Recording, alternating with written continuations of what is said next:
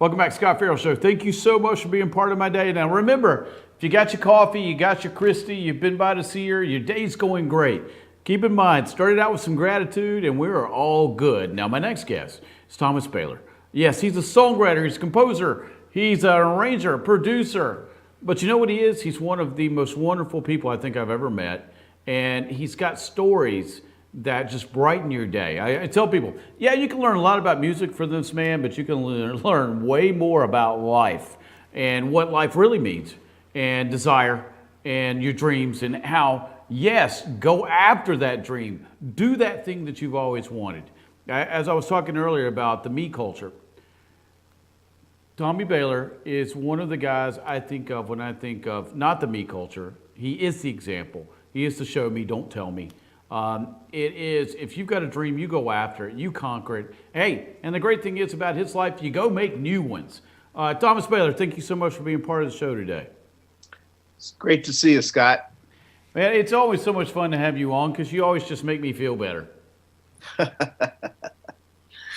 Well, that's good to hear. All right, I wanted to jump into something. I've been talking about mom, dad, and where the millennials are going and what's going on in our country. And I always try to tell people it starts at home. You sat on the couch with me one time in Las Vegas, and we talked about your dad and what your dad meant to you and John, and the example he laid out for you guys. Can you give me a little background story on your dad? Yes, my father was a sage, and I was lucky to have him as a father. He was a father, a mentor, and I was fortunate enough to, excuse me, to grow up in a family that encouraged me to listen to what came to me. When I would say as a little boy, I'd say, "Dad, I have an idea." He would say, "Son, this dream picked you." And as I was growing up, I was encouraged, first of all, given permission to listen to what was coming my way. When I had an idea, as I said, he would say, "This dream picked you." And I say, "Why did it pick me?" He said, "I don't think we need to know why, but we have free will. So if this idea came to you, an idea remains an idea until it bonds with a human. And you have free will, so if an idea comes to you and you decide not to act on it, that's okay. It'll go down to someone else. But it came to you for a reason." So because of that very simple sort of discovery with him, I listen to what comes my way. So if I wake up in the morning with the song, I write it down. That's my job. If I wake up in the morning with a story, I write it down. That's my job. And it's given me a wonderful peace in my life where I listen and I act. I do not question. But here's the great caveat to that, is that I also discovered with my father that my heart is my best barometer. So my feelings dictate what I do. If something comes to me and it doesn't feel good, I don't do it. If something comes to me and it does feel good, I do it. These are very simple concepts, but in my life, they've been very powerful. Yeah, and your story when you were telling me about your dad, and it moved me to tears to hear about it. And you've got an academy. Is it What You Wants You Academy? Would that be true? Yes. Can you give me a little background on that? Well, I wrote this book called What You Want Wants You. All of this started with my grandmother, my father's mother. And so many philosophies are born out of tragedy. Right. Because the human spirit, I believe, when we are crushed, there's something in us. And in our relationship to the world, I call it the universe. You can call it God or Allah or whoever you want to. But for me, I that's their labels anyway for me. And So I believe when something happens to us, the greatest tragedies of my life have been also the greatest moments of change for me. And this is what happened to my grandmother. She was 27 years old, very happily married, very much in love with my grandfather. He contracted typhoid fever and in 2 days was dead. Wow. And she had a little 6-year-old boy who was my dad. And she played the pity party like all of us. This is human nature. Why me? I was a good wife. I'm a good mother. How could this ever happen to me? And she said the answers that came were useless. And she wasn't sure how or why. But at one point, she asked herself, what do I want? And she was now in a conversation with herself. And the answer was, I want my husband back. And that went on to, well, that's not going to happen.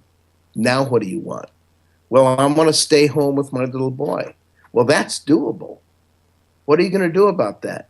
And she said, well, I like numbers. So she took a correspondence course, what it would be like taking an online course today, in accounting, and got her certificate. And went to the business owners in their little town where they lived and said, you know, I'd love to do your books. If you'll bring them by on a Tuesday night, I'll have them ready for you Wednesday morning. And the business people said to her, they were all men at that time. They said, you know, Lillian, we'd love to work with you. I'm sure you have something good going, but I've been with Jake, you know, for 10 years and I wouldn't feel right about leaving him. And she understood that. She went home and asked herself, what do I want? I want to do their books. What are you going to do about it? And she thought, I'm going to talk to the wives. Well, it took, in about 2 months, she had their business. And she learned from all this process that when she declares what she wants, if it serves others, she gets it.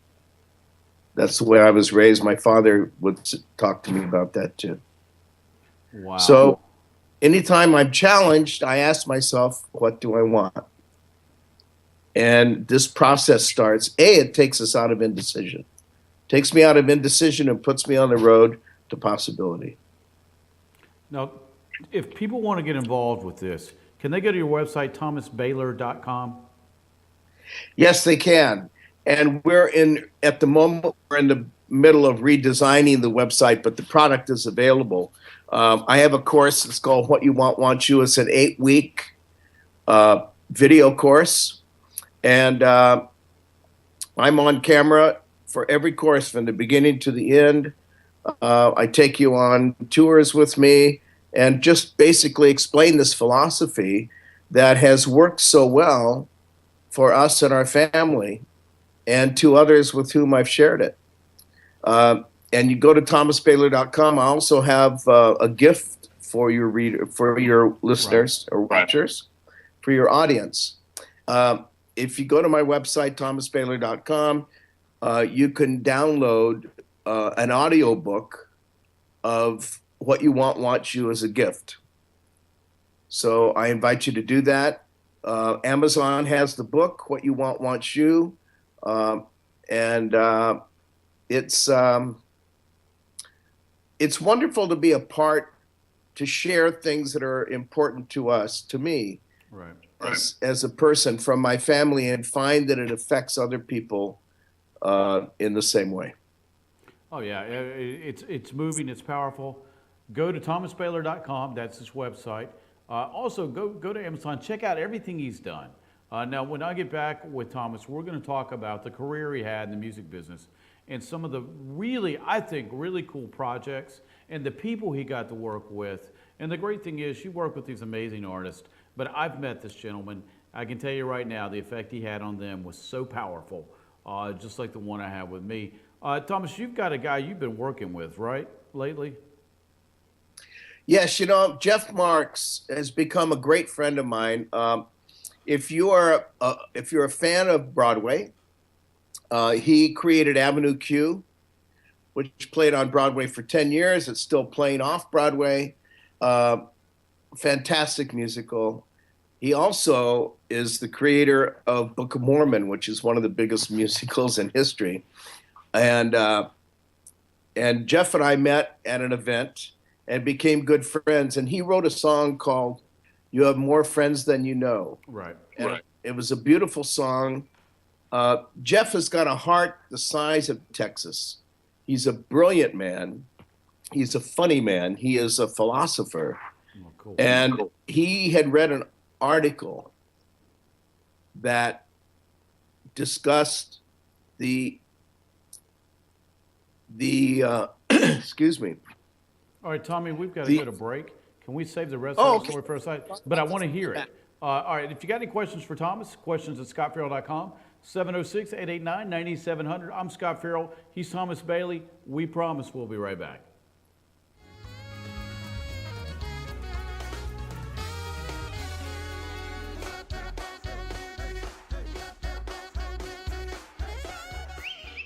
El Rey and Elegy. El Rey Mexican Restaurant. Family owned and operated, and a local favorite for families, parties, and meetings. Great prices. Friendly service and delicious Mexican cuisine. Patio dining available. Come sing in Carlos's Cantina every Friday 9 to 1. Eat in or take away. Same location for 14 years. Open 7 days at the corner of Maddox Drive and 515. North Georgia's favorite Mexican cuisine. El Rey and Elegy. Introducing Pizza Hut's first $5 flavor menu. Just $5 each when you order 2 or more. Say yes to a medium one-topping pizza. Yes to Wing Street Wings. Yes to new stuffed garlic knots. And much more. It's easy to say yes to our first ever $5 flavor menu. Only at Pizza Hut. North Georgia Diamond is your source for diamonds. Come on in to view the area's largest selection of fine jewelry at North Georgia Diamond. All repairs and designs are done on site by our jewelers. And North Georgia Diamond has the lowest prices on loose diamonds. You can also sell your gold, silver, and coins at North Georgia Diamond between Walmart and Lowe's in East Ellijay. Locally owned by Bill and Allison Craig, North Georgia Diamond is your source for diamonds in North Georgia. The 50-50 sale is back at Schottenkirk Ford. 50 trucks must go in the next 50 hours. Shop over 250 trucks in stock and starting as low as $79.95. And there's several more on the lot just like it. Yes, 50 trucks must go, and not just Fords. We have all the best makes and models. You have 50 hours to cash in on huge savings. Don't miss our 50-50 sales event at Schottenkirk Ford in Jasper. Online at SchottenkirkFordJasper.com.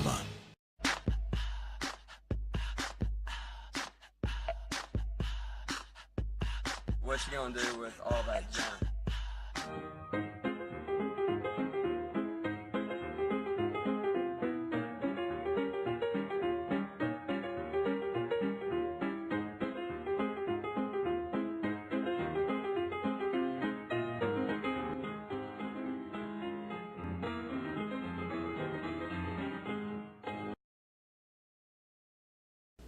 I'm Sheriff Dane Kirby, and I'll stand up for you. I'm Stacy Nicholson, Sheriff of Gilmer County, and I will stand up for you. Stand up and speak out. No matter how rich, cool, talented you believe yourself to be, how you treat people ultimately tells all. I am Allison Sosby, District Attorney, and I'll stand up for you.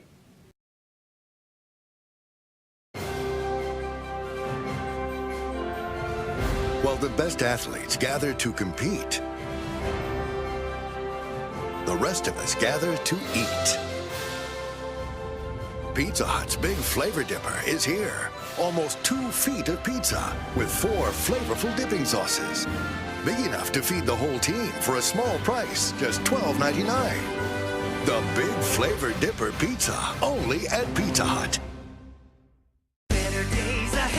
The summer sell-down is on at Days Chevrolet in Jasper. And if you like to save, the time is now. Get a brand new Chevy Malibu for just $19,700. Loaded Silverado Crew Cab LT, just $33,500. Or a new 2017 Equinox from just $23,700. Days has bonus savings on every new Chevy. But time is running out. Don't miss the summer sell-down at Days Chevrolet in Jasper. Better days ahead, Days Chevrolet. Find new roads.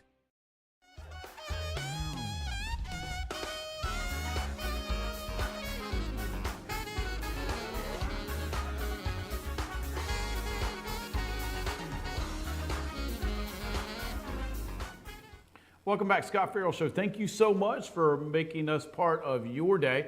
My guest, Thomas Bahler. Let me go ahead and give you that website. It will be a blessing to your life. ThomasBahler.com. Currently, getting a little work done on the site. Don't be dismayed.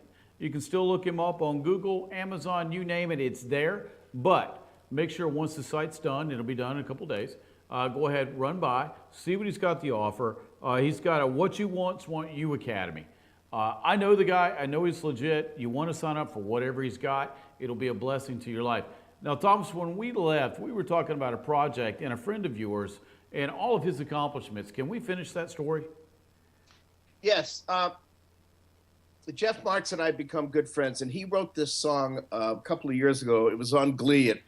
It was first heard on Glee. He read an article that talked about the inordinate percentage of young gay people who commit suicide because they feel so isolated, and that touched his heart. And he wrote a beautiful song called "You Have More Friends Than You Know." And the song has gone viral, and Glee did a great job on it, and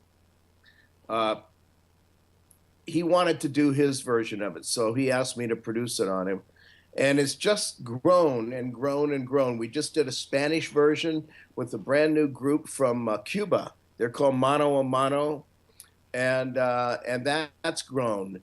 And now Jeff has a dream of putting together a 10,000 voice choir that we're going to do virally and on the internet of this song. And it's a beautiful song about love and acceptance. So I'm happy to be working with him on that. I'm enjoying it very much. Very cool project. Now we're talking about working with people. You've got a pretty good list of guys you worked with, from Michael Jackson, Quincy Jones, Elvis, Frank Sinatra, Diana Ross, and Cher. So many people probably ask, what was it like to work with Michael Jackson? Well, it's extraordinary. Michael was the most dedicated, the most talented, the most visionary artist that I have worked with. And I worked with him from the time he was 13 until he passed away. And his work ethic was like none other. In 39 years, I never heard one negative remark from Michael. Everything was always moving forward. Right. I have an idea. He wouldn't say, that doesn't work. He'd say, I have an idea. And he'd bring us along with him. And he was a lovely, lovely human being. Great prankster, great sense of humor, and a visionary way beyond the music business. Yeah. Amazing story. I've seen every documentary I think I can say out there. But I want to tie it into one of your songs. As I've told you before, I got crushed right after that song came out. She's Out of My Life. And I actually went through Google today to see who that song was about and see all the coverage. But I wanted to talk about the song because the song really touched me. It still does. The other day, we're riding in the car. I'll tell you this. The song came on, and Patricia started crying because it made her think of you. And she goes, I just miss Tommy so much. And she cried all the way through the song, and we got to the station. I was like, sweetheart, you can call him on the phone. He's a phone call away. We can fly to Vancouver and see him. But she wanted you to know that. But the song. So we can sell it here on the air, and you've told us before. Who's the song about, and why'd you write it? Well, I had met a beautiful, wonderful woman, and she and I were going together for 2 years, and I had been married before, and you know, when we get married, we make a vow till death do us part. Right. And I took that vow seriously, and when the marriage didn't work out, that was difficult enough. But what I was left with, the wake of that, was that I started questioning myself, because something inside me said, well, wait a minute, you made that vow and you didn't keep it. What else have you said that isn't true?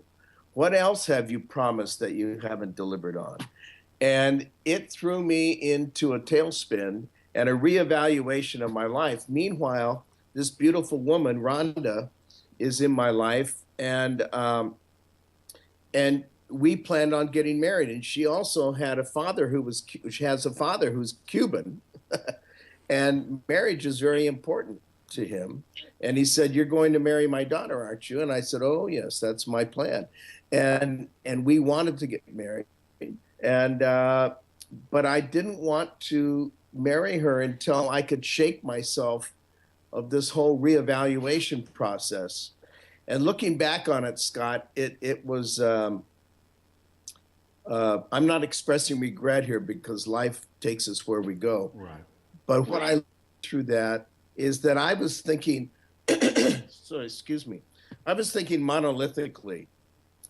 Instead of, to me, a partner way of handling this is to say to her, you know what, I'm really going through some things right now, and you are my partner, and you who I want, but I want to come to you whole. Right. And if you want to take this guy the way he is, because this is going to shake off at some point, I'm with you.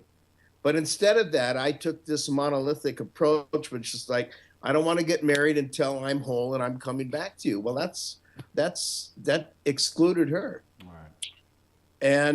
And she finally said, look, marry me or I'm going elsewhere. And she did. Well, when that happened, I was shaken to my boots. And one night I was driving home. I started dating a lot of girls thinking, well, that'll fix it. Boy, that was the wrong. And I was coming home from another vacuous date.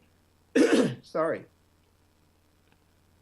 And I say vacuous date, it was I that was vacuous. Right. It was them. And I was driving on the Pasadena freeway, and I don't know if you've ever been so upset that you actually have a conversation with yourself out loud.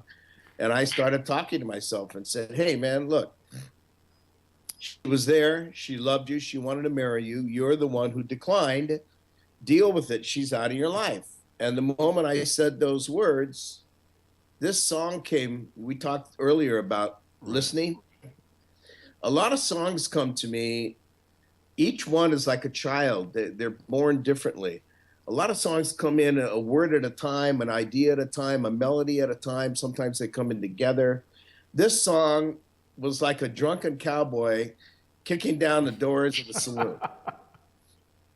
And I was driving on the Pasadena freeway, which has no shoulder. You know, on the freeway, we can pull over. Well, there was no place to pull over, and the song started coming in. And so I just sang it over and over until I got home and sat up till 4 o'clock because the song came in completely with the music, with the lyric, with the orchestration, all of it. And when I came home, I was up till 4 in the morning learning it. Wow. And Quincy Jones and I were working together so much at that time. And Quincy has always had sort of a sixth sense. And sometimes we didn't talk to each other for a few months because we were both doing other projects. Right. And Quincy called me. Well, actually, I wrote it on a Thursday night. I took it to my publisher, ATV Music, which Michael bought later. And I played it for them. And normally, when the president and I were friends, and when I would come in and say I had a new song, he would gather the group around and sit around the piano, and I would play for them. And he was gone that day, and I don't know quite sure who was running the place, but anyway, I mentioned I had a new song, and they brought the people in, and I played She's Out of My Life, and they just sat there. And I said, wait a minute, you don't hear this? And they said, oh, Tom, it's another ballad, you know. And at that time, it was hard to get a ballad recorded unless you were also the artist. Right. And I said, I'm not really here to discuss that. You don't hear the song? And they said, and I said, okay, fine. So I went upstairs to Snuff Garrett because he had produced a song that I wrote for Cher. called "Living in a House Divided" that was a hit. Right. And I went to Snuff's office, played it for him, and he said, "Let's record it next week. Who do you want to do it with?" And I said, "I want to do it with Frank Sinatra." I heard a man of experience singing it. Hey, Tommy, can you stay for one more break? I got the producer waving at me. Can you stay on and finish this story? Absolutely. All right. Thomas Bahler is my guest. Go by thomasbahler.com. If you have a question for myself or Thomas, it's 706-889-9700. Or you can send us a question, questions@scottferrell.com. When we get back, I promise you, Thomas is going to finish this story, and then I'm going to get him to tell one more that is really ultra cool. We'll be right back.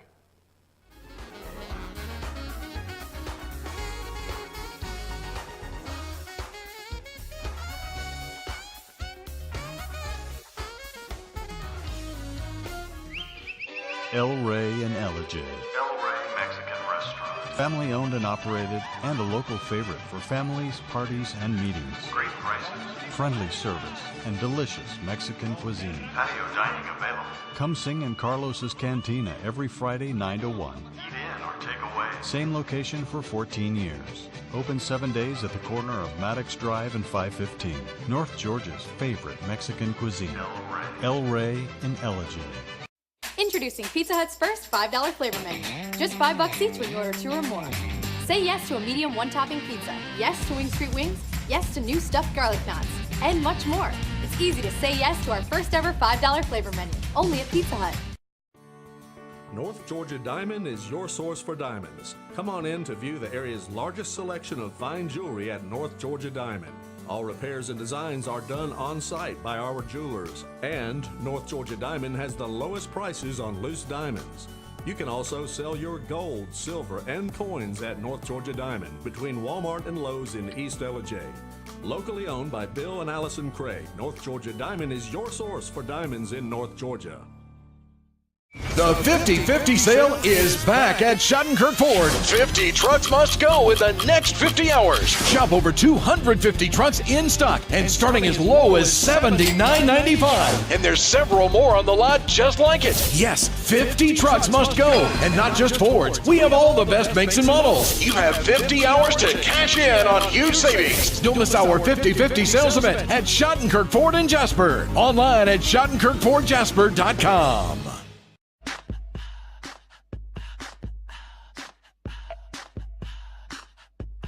What you gonna do with all that junk?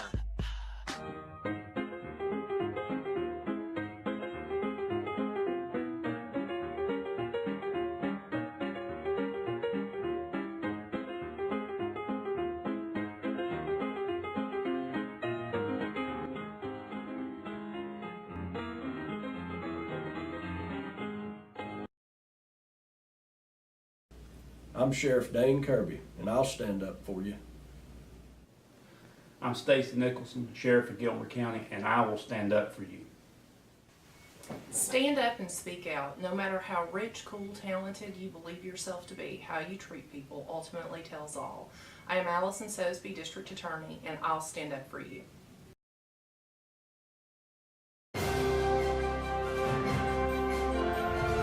While the best athletes gather to compete, the rest of us gather to eat. Pizza Hut's Big Flavor Dipper is here. Almost 2 feet of pizza with 4 flavorful dipping sauces. Big enough to feed the whole team for a small price, just $12.99. The Big Flavor Dipper Pizza, only at Pizza Hut.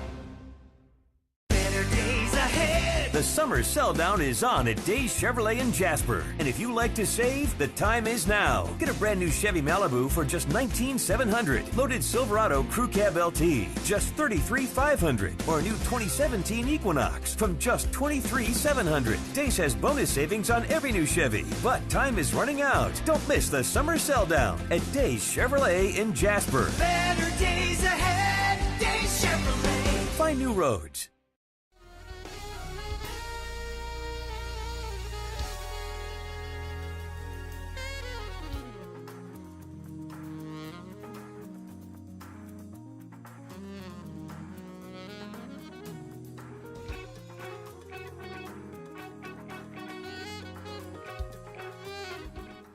Welcome back, Scott Ferrell Show. Thank you so much for being part of my day. Great guest on, Thomas Bahler. We were right in the middle of the story. That is just so cool. She's Out of My Life, how it was written, how it went to production. And Tommy, I'll let you take it from there. We dropped off where you were picking Frank Sinatra for this part. Yes, and so that was on a Friday. Saturday morning, the phone rings, and it's Quincy. We haven't talked for a couple of months, and he goes, "Hey, man, have you been writing?"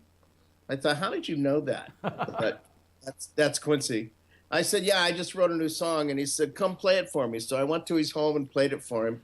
He sat in back of me. The way his Fender Rhodes piano was set up, there was a sofa in back. He had me play it 8 times in a row. And he said, "Do you know how special this song is?" I said, "I believe it's a hit." He said, "Nad, it's more than that. What are you doing with it?" I said, "Well, I talked to Snuff, and we're going to do it next week with Sinatra." And this is typical Quincy Jones. He said, "Sinatra will do it anyway." And I said, "What do you mean?" He said, "Well, I'd like to co-produce this with you." And I said, "Well, I've already made a deal with Snuff." He said, "Yeah, but Snuff won't let you co-produce it." I said, "Well, you know he won't." And he said, "Well, why don't you give him a call?" So I called Snuff and talked to him, and I said, "Hey, I'm over at Quincy's house, and he wants to co-produce this with me." And he said, "Well, you and I have a deal." And I said, "You're right, we do, but I'm calling you to discuss it because this came up and it's important to me, and I was wondering if you would let me co-produce it with you." And he said, "No." I said, "Well, then I'd like to move on." And he said, "Well, we have a deal."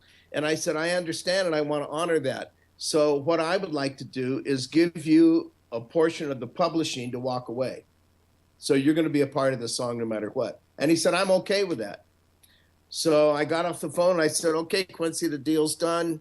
I just gave up some of my publishing, and who are we going to do it with?" And he said, "I haven't got a clue." I said, "What?" And this is another great Quincy Jones remark. He said, "But Nat, I promise you, if you trust me, I promise you a memorable recording of this song." And boy, was he right. We sat on that song for almost 2 years, knowing it was a hit. And when Michael heard it, we were doing The Wiz, and Michael and Quincy were back in New York. Quincy was the music director, and I was the vocal director, and he called... Quincy brought me in as vocal director. And he called me one night and he said, "Hey, man, I played the song for Michael, and Michael's calling it the single." Because Michael had asked him to produce him. Right. And I thought that was a marriage made in heaven. I said, "Well, Q, I'm not really sure. Michael's last ballad was about a rat. And I'm not so sure that I want to follow a song about a rat." And again, this is a great Quincy Jones moment. He said, "But Nad, this song gives him adult emotions." Uh-huh. And it did. And the rest is history. It became his signature ballad. And it touched a lot of lives. And that was the birth and transformation of that song. Wow. I mean, it's such an amazing story. Now I want to get to a funny one. How much time we got there, production team? All right, we got time. If you'll tell the story about Julie, Do You Love Me? It's one of my favorites, and it makes me laugh every time. Well, Julie, Do You Love Me was my first hit. I grew up writing songs about girls. That's how I got into songwriting. It was a great leveler. I wasn't a football player. I didn't have the coolest car. And I think I was a good guy, but, there was a lot of competition out there, you might say. Oh, yeah. And I thought, boy, my angle, this happened by accident, but I wrote a song about a girl who was 3 years older than me. I wasn't even on her radar screen.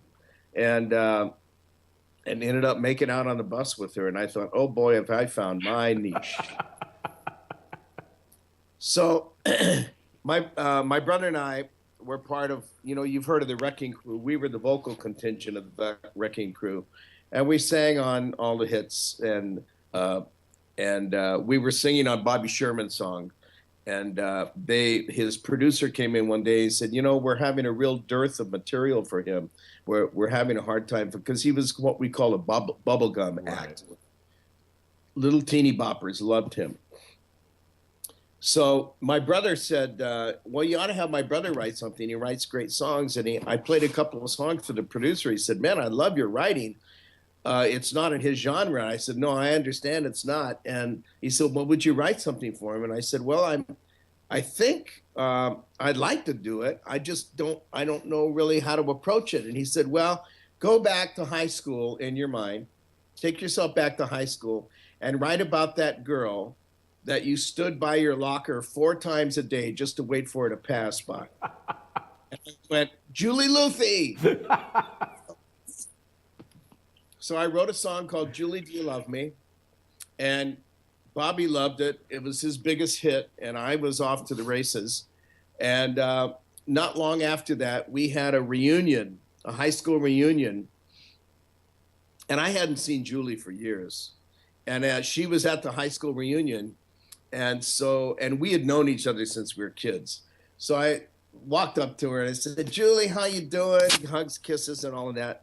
And I said, have you heard that song, Julie, Do You Love Me? And she said, yeah, somebody wrote that for me. And I said, how did you know that? And she said, oh, I was just kidding. I said, well, somebody did write it for you. And she said, what? Who? And I said, me. She went, oh my God. She couldn't believe it. So anyway, we had a lot of laughs over that. And I gave her my gold record. It hangs on her wall today. Wow. It's amazing, that high school love. Now, as we close up, we got about 3 minutes left. I do want to go over one of the cool projects that you did that I still have the sweatshirt from. We Are the World. How magical was that evening? Well, when I'm asked if there is one highlight that sticks out in my career, I would have to say that it is We Are the World, because it was the first time that we had gathered over 40 major artists and worked on one song. It was also that the song made over $60 million. And it was also that Ken Cragen turned that $60 million into $120 million of product because everybody worked pro bono. Right. And we got it to the people that it was designated for, because what would happen is that food and medical supplies would be delivered to some of these countries, and the government would take it and sell it off. But because we had so many artists involved and it was had such visibility worldwide, all of our product got to the people that it was intended for. So that was a beautiful, beautiful moment. And the night that we recorded was unforgettable. And Diana Ross, who is sometimes known as a diva. Right. I got to tell you, she's an amazing woman. But out of all the people in the room, while we were rehearsing, she walked up to Daryl Hall with her music and said, Daryl, would you please sign my music? I'm your biggest fan. And we all looked at one another and thought, oh my goodness, look at all the people in this room. For the next hour and a half, we all signed each other's music. And at that hour and a half, we were a family. Wow. And showed up on the recording. That's magical. I still have the sweatshirt. I didn't want anything to happen to it, so I put it in a vacuum sealed bag, and I've got it in my case because we understood. We fans understood the magic of the moment. It was just amazing. All right, Thomas Bahler has been my guest. ThomasBahler.com. When do you think that website will be finished, Thomas? It should be up in a couple of days. Okay, so in a couple of days, I want you to go by the website. I want you to go ahead and check out What You Want You Academy. Also, Thomas gave me a website to go to. You have morefriendsthanyouknow.com. Be a blessing to go by that website. Thomas has done some amazing things and worked with some amazing artists. Thomas, thank you so much for dropping by and blessing us with the stories today. My pleasure, Scott. It's always great to see you. Give my love to Patricia. We love you, man. All right, take care. All right. Questions at scottferrell.com. If you have any questions, also you can send us a text, 706-889-9700. When I get back, I'll hit the mailbag. I'll hit your questions. Remember, if you got a question for me, just make sure it helps more than one person. and I will be more than happy to answer it on the air. I'll be right back.